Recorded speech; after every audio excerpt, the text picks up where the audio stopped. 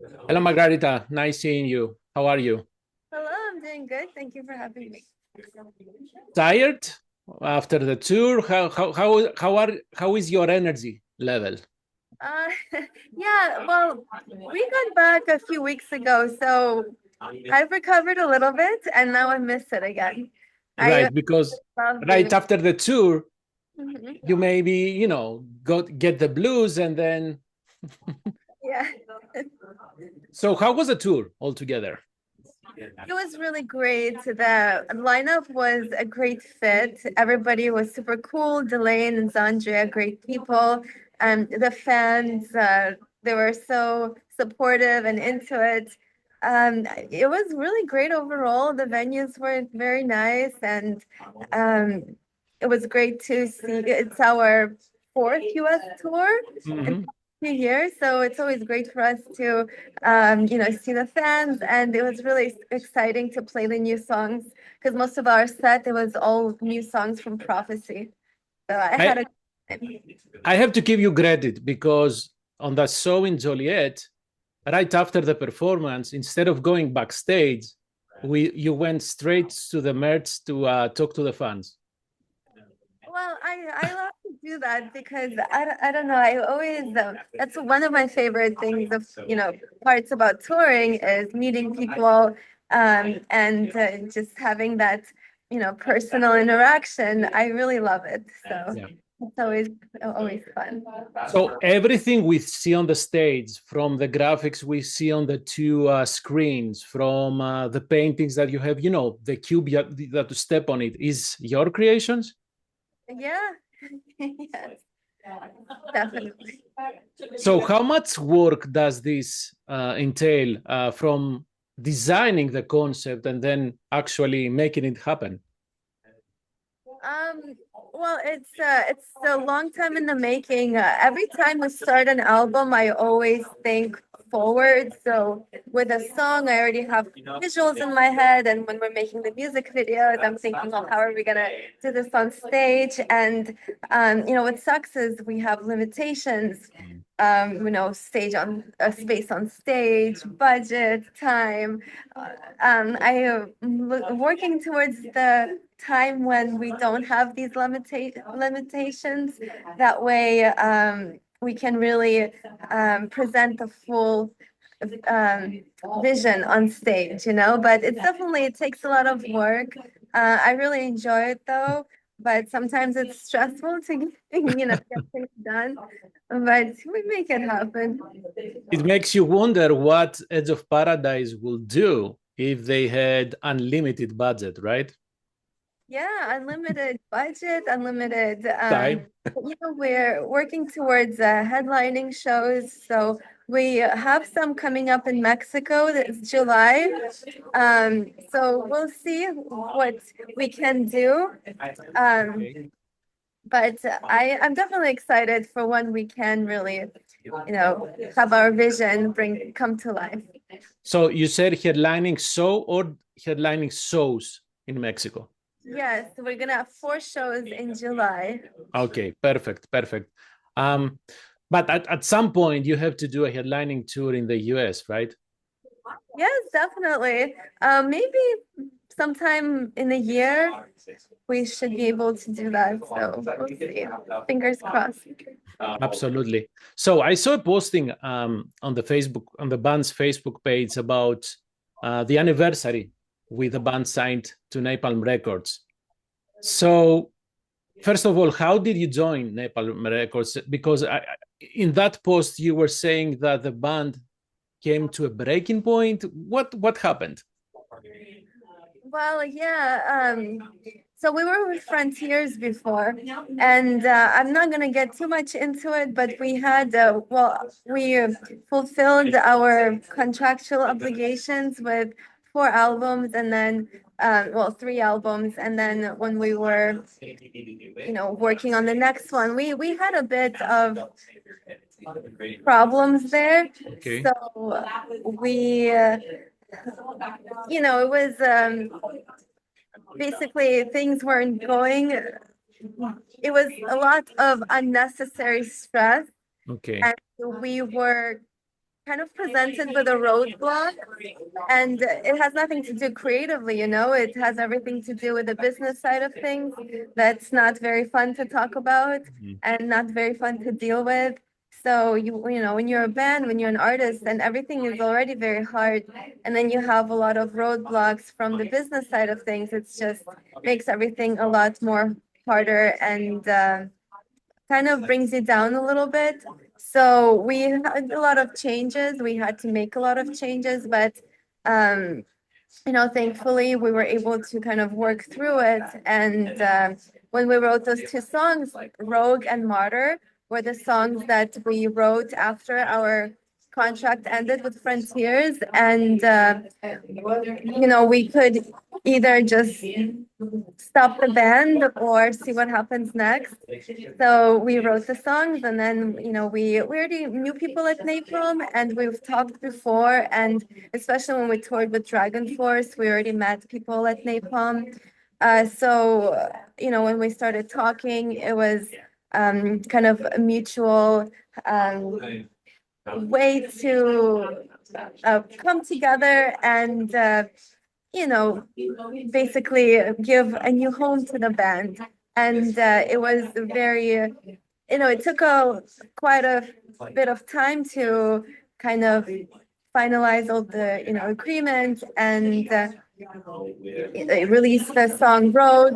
But right away, I felt very comfortable, and it's great to have a label partner that's equally as passionate as, you know, about the music as you are. And they're just great people to work with. So I'm really happy that we kind of stuck our ground and, you know, continued. And then prophecy came, and I feel like if we didn't go through that period of time, you know, our music wouldn't be where it is today, just because, you know, everything kind of fuels it.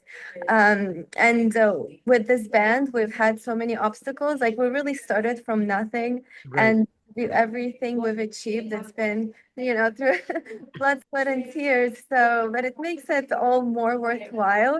And I feel like the energy and perseverance kind of shows through the music. So. Oh my, I see you smiling, but I cannot imagine how tough that will be. So I'm happy that you guys are happy with Napalm. So we can move from that. And I understand that life now is way different for Edge of Paradise. Are there any plans to re-release any albums now that you are with Napalm? Yeah, well, we technically have 3 more albums with Napalm after this one. So we, you know, we've always been consistent lately with album releases. So we usually release one, then tour for a year, then start working on the new one, maybe do some shows in between. But usually it's kind of every other year. So I'd like to stick with that. I really like putting out music and videos. You know, it's something that fuels me. So definitely more songs to come. Well, I maybe, yeah, sometimes my accent gets in the way. I was asking re-releasing albums from the past. I'm so sorry. That's okay. That's okay. Yeah, we've actually been talking about that. That's, you know, we're kind of dealing with that still. We're trying to get our albums to see if we can re-release them, because I really want to give more light to the older music, especially the Unknown album. That album means a lot to us, and I would really like to maybe add some bonus tracks on it, or maybe add like a live version of some of these songs and to do a re-release. So hopefully we'll be able to do this soon. Great. So you recently released, should I call it a 3D painting? Because it's not actually 2D. So for Sad Life of a Rose. So first of all, what was the process of making this paint, and how did you connect the lyrics that you wrote with the image that you created? Well, you know, it all started with the music video for music video for Death Note, because I made a prop for it, which was like that stone tablet with the map on the back and, these kind of markings. We have our own language, so we write like hidden messages with the symbols.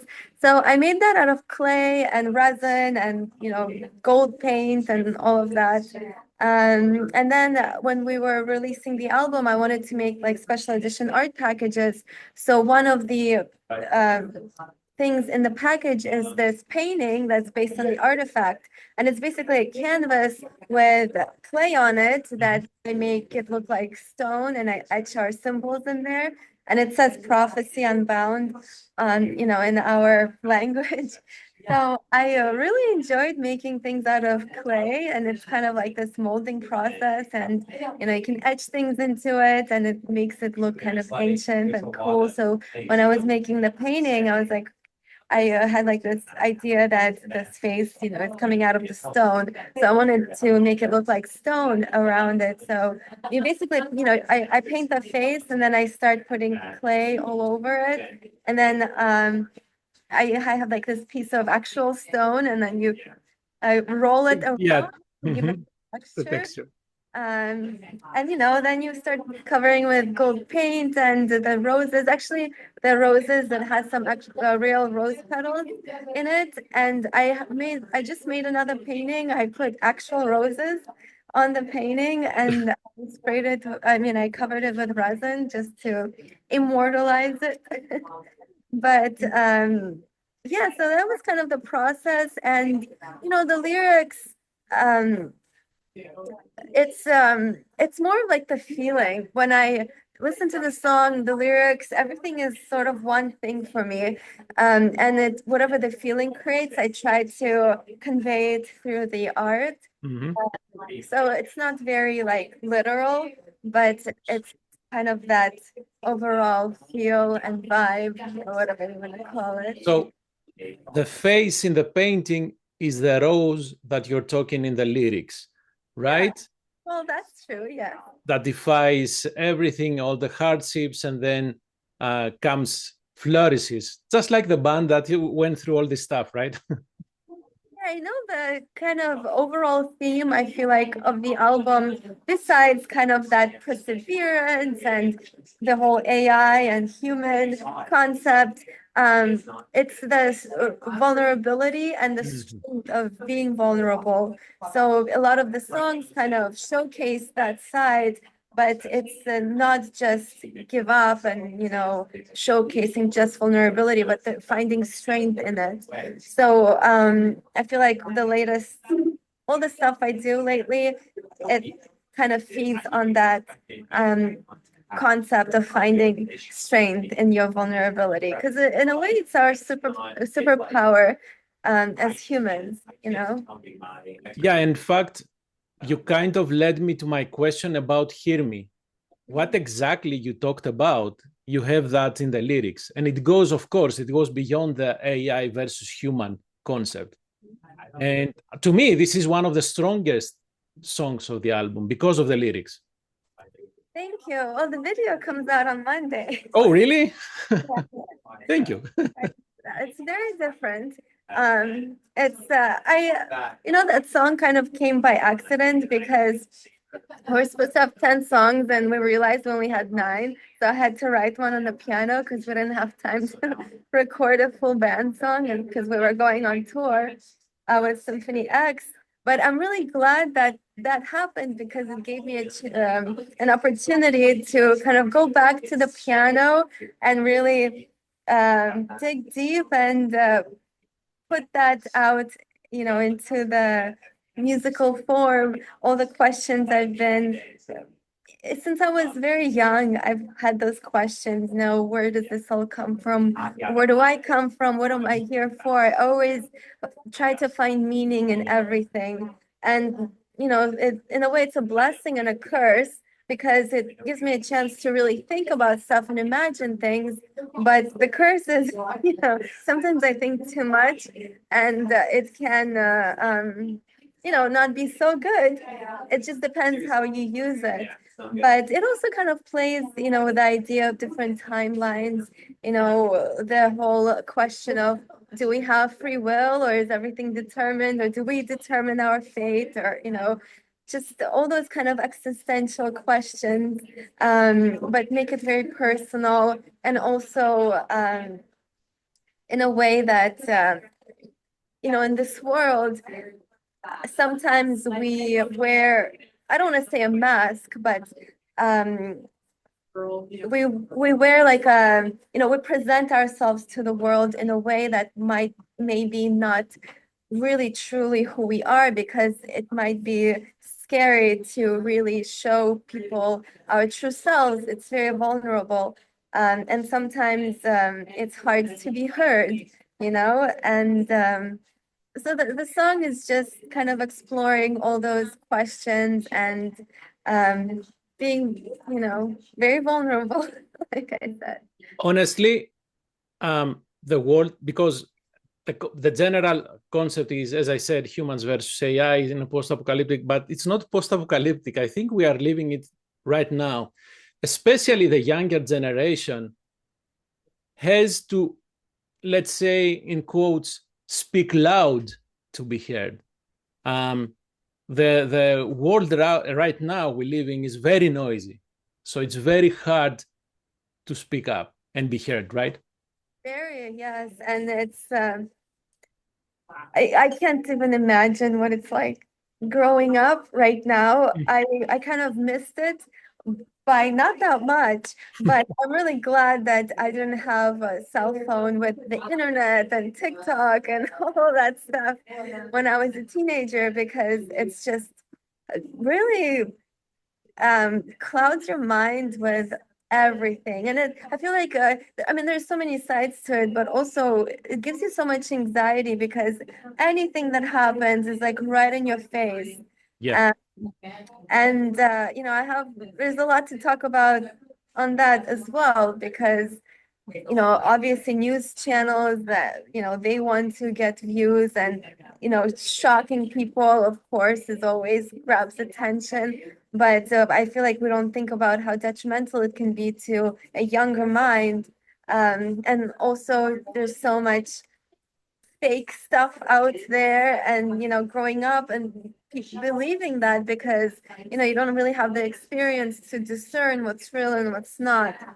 So I don't know. It's very difficult, and also the whole, always striving for perfection, striving to be seen, be heard, and ultimately trying to find that human connection. I feel like that's something that really makes us happy, is finding true human connection.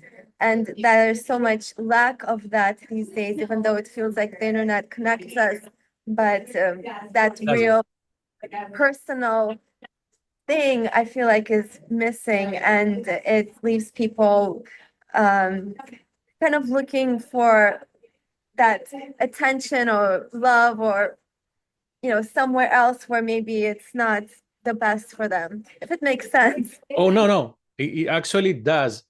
And instead of waiting or fearing an AI to come and destroy our lives, I think we are doing that already. We don't need any AI. We are doing that already. So, and AI will save us.